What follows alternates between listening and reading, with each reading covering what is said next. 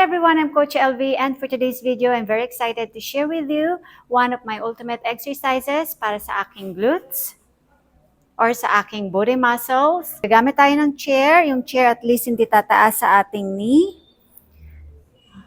So ilagay ang inyong likod sa chair, bra level, ang paa about 90-degree angle, ang legs a little bit wider than shoulder width apart, and then tingin lang sa harapan, huwag nakatingala, tuck your chin, core tight, and then slowly go down, ibaba ang butt pero hindi sasayad sa floor, at lahat ng weight ninyo, pag-akyat, press against the floor, kunin lahat sa heels, and then squeeze your butt. Hindi hyperextend.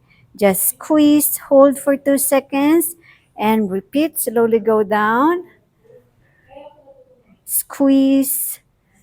Press against the floor from your heels. It works on the largest muscle natin sa ating glutes or sa ating booty muscles. Let's do this for 12 repetitions. 1, 2, 3, squeeze, 4, 5, 6,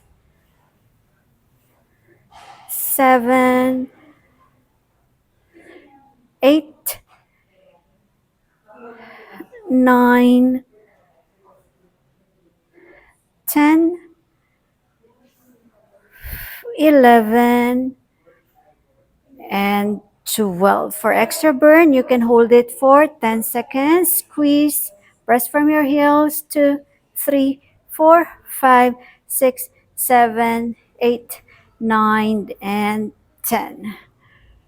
Para maging challenging, pwede kayong gumamit ng weights. It's either a dumbbell or a barbell, depende sa inyong fitness level.